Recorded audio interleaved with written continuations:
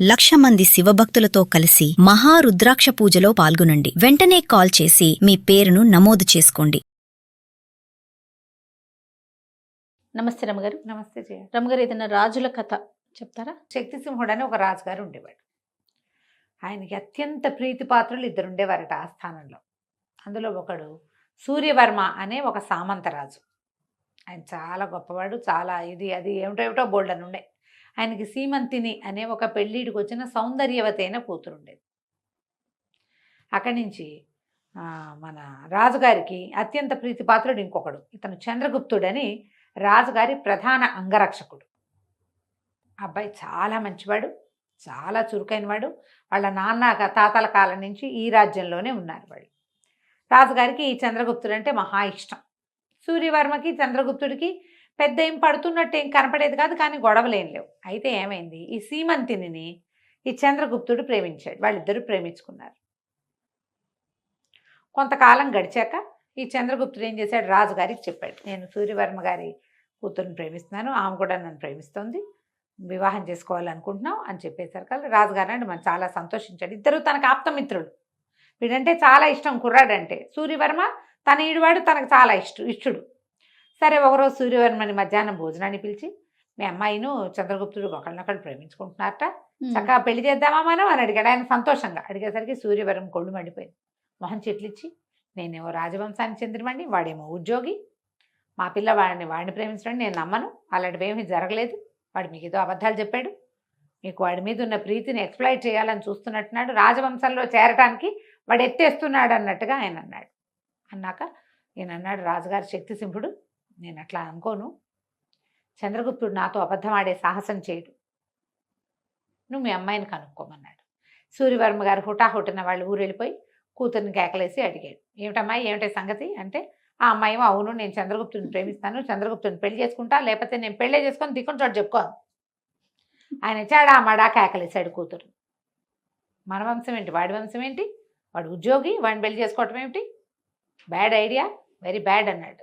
ఏం చేస్తుంది ఆ పెళ్ళి, ఏం చేస్తుంది, ఓ రోజు ఉత్తరం రాసి వచ్చేస్తున్నా అని చెప్పేసి చంద్రగుప్తుడి ఇంటికి వెళ్ళిపోయింది. అక్కడ ఓ పురోహితుడు ఎవరో ఉన్నారు వాళ్ళ ఇంటి దగ్గర. ఆయన ఏం చేశాడు, చటుక్కుని వీళ్ళిద్దరికి చక్కగా ముహూర్తం చూసి పెళ్లి చేసేసాడు. పెళ్లి చేసేసుకున్నాక వీళ్ళిద్దరు అడవికి వెళ్ళిపోయారు, ఇంకా ఊళ్ళో ఉండాల. రాజుగారు ట్రై చేసినా తాము పెళ్ళి అవ్వలేదు కదా, ఇంక ఇక్కడ ఉండకుండా అడవిలోకి వెళ్ళి కాపురం పెట్టుకున్నారు. ఆ అడవిలో ఏముంది, అక్కడ ఒక మాన్యం ఉంది. ఆ మాన్యాన్ని ఎప్పుడో ఏదో యుద్ధ సందర్భంలో ఈ చంద్రగుప్తుడికి మన రాజుగారు గిఫ్ట్ ఇచ్చాడు. అందులో అశోక చెట్లు ఉన్నటువంటి అడవి, అన్ని అశోకాలే. అక్కడ ఒక కుటీరం నిర్మించుకుని వాళ్ళిద్దరూ కులాసాగా ఉండటం మొదలుపెట్టారు.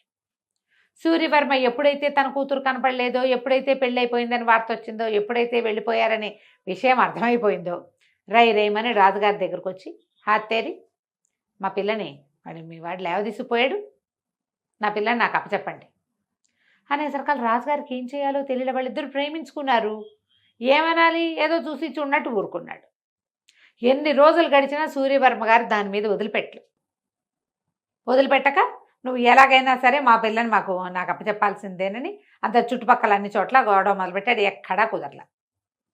సరే, ఒకరోజు ఏం చేశాడు, సభలో లేచి నిలబడి అందరి ముందు చెప్పాడు, మా అమ్మాయిని మా పిల్లకి ఇష్టం లేకుండానే అతను బలవంతంగా తీసుకెళ్ళిపోయాడు. ఏమన్నా దాన్ని అబ్డక్షన్ అంటారు, ఎత్తుకుపోయారు, కిడ్నాప్ చేశాడు, ఎక్కడో తీసుకుపోయి అడవిలో పెట్టేసేసాడు, నా పిల్లని నాకు దక్కనకుండా చేశాడు, మా అమ్మాయిని నాకు వెతికించి ఇవ్వాల్సింది, వాడిని శిక్షించవలసిందే అని సభలో అడిగాడు. ఇప్పుడు కాదని అనలేడు రాజుగారు. నలుగురు ముందు అడిగినప్పుడు చూసి ఊరుకోవయ్యా అంటే మిగిలిన వాళ్ళు ఏమంటారంటే, ఎవరి పిల్లనైనా ఎవడైనా లేవ తీసుకుపోతే మేము ఒప్పుకోవాలా, అంతేగా, రాజే సపోర్ట్ చేస్తే ఎట్లా. సరే, ఇంకేమీ చేయలేక, సరే కొంత సైన్యాన్ని ఇస్తాను, మీరే వెళ్ళి తెచ్చుకోండి అన్నాడు. తెచ్చుకోండి అంటే కొంతమంది ముందు సైన్యాన్ని పంపించారు. ముందు సైన్యం వెళ్ళేసరికి వాళ్ళలో ఒక్కడి కూడా ఈ చంద్రగుప్తుడి మీదకి వెళ్ళే ఇష్టము లేదు, ధైర్యము లేదు. వాళ్ళు కలిసి కాపురం చేస్తున్నారండి, మీ అమ్మాయి హాయిగానే ఉందని చెప్పారు. సూర్యవర్మ మళ్ళీ ఒప్పుకోవాలి. ఈసారి మళ్ళీ సైన్యాన్ని ఇవ్వండి, నేనే స్వయంగా వెళ్ళి వాడు అంతు చూస్తాను, వీళ్ళందరూ భయపడుతున్నారు వాడితో యుద్ధానికి, నాకేం భయం, నేను రాజవంశానికి చెందినవాడిని, వీళ్ళందరూ వాళ్ళ కొలీగ్ కాబట్టి వాళ్ళు వెనక్కి తీశారన్నాడు. ఈసారి గుంపంతా పోయేసరికి ఇతనేం చేశాడు, ఎప్పుడైతే చాలామంది జనాలు వస్తున్నారో చంద్రగుప్తుడు ఈ అమ్మాయిని అడవిలో ఇంకో కొంచెం లోపలికి ఒక సేఫ్ ప్లేస్కి పంపించేశాడు. ఈ సీమంతిని పంపించేసి కుటీరంలో ఒక్కడే ఉన్నాడు. జనం అంతా వచ్చేసేసరికల్లా ఇతను లోపల నుంచి బయటకు వచ్చాడు చంద్రగుప్తుడు. ఏంటండి మీకు శౌర్యం తక్కువైందా, ఇంత గుంపునేసుకొచ్చారేంటి, మీకు అంత సరదాగా ఉంటే యుద్ధం చేద్దాం రండి అని కత్తి తీసాడు. తీసేసరికల్లా ఈయనకి కత్తి యుద్ధం చేయడం ఇష్టం లేదు. నా పిల్లని నాకు అప్పచెప్పు, నీతో యుద్ధం చేయడానికి రాలేదు, నేను పిల్లని తీసుకెళ్ళడానికి వచ్చానంటే మిగిలిన వాళ్ళంతా అసహించుకున్నారు. ద్వంద్వ యుద్ధానికి పిలిచినప్పుడు నో చెప్పకూడదు. అతను పిలిచాడు కదా రండి యుద్ధం చేద్దామని. అసహ్యంగా పెట్టుకున్నారు వాళ్ళంతా మొహాలు, ఎవరికీ నచ్చల. సరే మా పిల్లని వెతుక్కురండి అన్నారు. లోపలికి వెళ్ళి అంతా వెతుక్కొచ్చారు. పిల్ల లేదు. పిల్ల లేకపోతే ఈయన అన్నాడు సరే ఇంకేం చేస్తాం, మళ్ళీ వెనక్కి వెళ్ళిపోయారు. వెనక్కి వెళ్ళిన తర్వాత మళ్ళీ రాజుగారి దగ్గరికి ఇంకోసారి వెళ్ళి అడిగాడు, మా అమ్మాయిని నాకు అప్పచెప్పాల్సిందే మీరండి. పిల్ల పెళ్లి చేసుకుని వాడితో కాపురం చేస్తున్న పిల్లని తెచ్చుకుని తను ఏం చేస్తాడు, ఒక ఈగో అనమాట. చాలా మందికి ఉంటుంది చూడు, పిల్లలు కాపురాలు చేస్తూ కడుపుతో ఉన్నా సరే ఆ అల్లుడిని చంపేయాలి, ఆ కూతుర్ని చంపేయాలి, అవే ఉద్దేశాలు ఉంటాయి. ఆ కాస్త అయిపోయాక ఇక మనం ఎందుకు, ఏం మిగులుతుంది పరుగు, వాడితో కాపురం చేసిన పిల్లని తెచ్చుకుని వీళ్ళు ఏం చేస్తారు, చాలా మంది చేస్తారు. ఇప్పటికీ కూడా తండ్రుల్లో చుట్టాల్లో ఈ రకమైన ఈగో పద్ధతి, పరువు హత్యలు అవే కదా. అవే కదా. పిల్ల అక్కడ ఉండి పోని ఎక్కడో ఉంటే కాదు, వాళ్ళతో కలిసి కాపురం చేస్తూ వాడితో కలిసి తింటూ తిరుగుతూ గర్భవతులు కూడా అయ్యాక నీ పిల్లని నువ్వు వెనక్కి తెచ్చి దాన్ని ఎట్లా క్లీన్ చేస్తావో చెప్పు. ఈ రాజస్థాను, బీహారు ఆ వైపు కూడా ఇలాంటి పద్ధతులే చేయ. కుదిరితే ఆ పిల్లని కూడా చంపేస్తారట. అక్కడేమో ఆ పిల్లని చంపేస్తారు, మనకి ఇక్కడ పిల్లని చంపారు. పిల్లని తెచ్చేసుకోవాలనుకుంటారు. కాపురం చేసిన పిల్లని తెచ్చుకుని ఏం చేసుకుంటాం అనుకోరు, ఆలోచించరు. కేవలం వాడి దగ్గర ఇది ఉండకూడదు అంతే. ఈయన కూడా అదే చేశాడు. ఈసారి ఏం చేశాడు, కొంతమందిని పిలిచి మీరందరూ ఓ పని చేయండి, వాడి దగ్గరికి వెళ్ళి స్తోత్ర పాఠం చేయండి, వాడు స్తోత్ర పాఠాలు వినటానికి అప్రమత్తంగా ఉంటాడు, అప్పుడు మేము మీద పడి పట్టేసుకుంటామన్నాడు.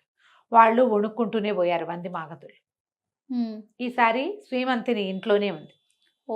ముందు వంది మాగధులు వెళ్ళేసరికి వెళ్ళిన వాళ్ళు నువ్వు అంతవాడివి ఇంతవాడివి, నీలాంటి వాడు గొప్పవాడు ఎవరు లేరు, మీ నాన్న అంత గొప్పవాడు, మీ తాత ఈ యుద్ధంలో వీళ్ళని గెలిచాడని స్తోత్ర పాఠాలు చేస్తుంటే అతను స్థిమితంగా కూర్చుని వింటున్నాడు. కత్తిడాలు ఏమీ లేవు దగ్గరలో. వాడి చేతిలో కత్తి ఉంటే చెండ ప్రచండు వాడు. కూర్చుని ఉన్నవాడు ఏం చేస్తాడు, ఆ కత్తి కోసం వాడు వెళ్ళే లోపలే వాడిని పట్టేసుకోవచ్చు. ఈ సూర్యవర్మ ఏం చేశాడు, ఒక 50 మంది సైనికులతో ఒక్కసారి ఆ కుటీరం మీద పడి ఈయన కాళ్ళు చేతులు పెడరెక్కలు విరిచి పట్టేశారు ఆ చంద్రగుప్తుడు. నా పిల్లని నాకు చెప్పి అమ్మాయిని కూడా వెంపడి, అమ్మాయి ఏడ్చుకుంటూ వచ్చింది. సరే తీసుకొచ్చేసరికల్లా చంద్రగుప్తుడు ఏమంటాడు, వివాహం అయింది, 8 నెలల నుంచి కాపురం చేస్తున్నాం, ఫలానా పురోహితుడు ఫలానా దేవాలయంలో ఫలానా చుట్టుపక్కల మధ్యలో నా పెళ్ళయింది, నేను ఆమెను ఎత్తుపోలేదు, ఆమె నాతో స్వయంగా వచ్చింది, నన్ను ప్రేమిస్తోంది, నాతో భార్యగా ఉంది, ఆమెను విడిచే ప్రసక్తి లేదంటాడు చంద్రగుప్తుడు. నా ఇష్టం లేకుండా నేను కన్యాదానం చేయకుండా నా పిల్లకి పెళ్ళేట అవుతుంది అంటాడు సూర్యవర్మ. ఆయన ఆ పాయింట్లోంచి దిగడు, ఇతను ఈ పాయింట్లోంచి దిగడు. రాజుగారికి విసుగుబుట్టి, చిచ్చి దిక్మాల్గోల, ఓ పని చేయండి, ఆకురాలు కాలం అంతా కూతురు సూర్యవర్మ దగ్గర ఉంటుంది, చిగురించి చెట్లు చిగురించి మళ్ళీ ఆకురాలే కాలం వచ్చేదాకా చంద్రగుప్తుడి దగ్గర ఉంచుకోవచ్చు. 6 నెలలు నువ్వు 6 నెలలు నువ్వు ఉంచుకోండి అంతేనని తీర్పిచ్చాడు. ఎప్పుడైతే ఇతన్ని సభలోకి తీసుకొచ్చారో ఆ సీమంతిని ఇంకా రాల, ఆ ఇంటి దగ్గర ఉండిపోయింది, అడవిలో ఉండిపోయింది, నేను రానని చెప్పేసింది. అక్కడి నుంచి ఏం చేశారు, సైనికులు వచ్చి రాజుగారి ఫర్మానా అంతా చదివారు. అమ్మ ఆకురాల కాలం వచ్చింది, నువ్వు ఇంకా వచ్చి మీ నాన్నగారి దగ్గర ఉండాలంటే సరే అనండి. ఆవిడేం చూపించింది, తోటంతా చూపించింది. ఈ చెట్ల ఆకులు రాలేక వస్తా మా నాన్న ఇంటికి, కావాలంటే 2 సైనికులు ఇక్కడ కాపలా ఉండండి, ఆకులు రాలేక వస్తాను అని చెప్పింది. ఏమిటది, అశోకవనం, అది చచ్చినా చెట్లు రాదు. అవును, ఎప్పటికీ రాదు. ఆ అమ్మాయి ఏనాడు తన తండ్రి ఇంటికి వెళ్ళాల, హాయిగా భర్తతోటే ఉండిపోయింది. రాజుగారు ఇచ్చిన తీర్పు ఏమైంది, తీర్పు మాత్రం ఇచ్చారు, చెట్ల ఆకులు అన్ని చోట్ల రాలుతాయి, నేనున్న చోట ఆకులు రాలితేనే నా లెక్క, అంతే, నేనున్న చోట ఆకులు రాలిపోతే నేను రాను, అవి రాలని నేను వస్తానంటు. అస్సలు అశోకానికి ఆకులే రాలు, అందుకే అది అశోకవనం అయిందనమాట. ఎప్పటికీ ఆకులు రాలవు. కాదు కంచికి మనం ఇంటికి. భలే ఉందండి. నమస్తే. నమస్తే.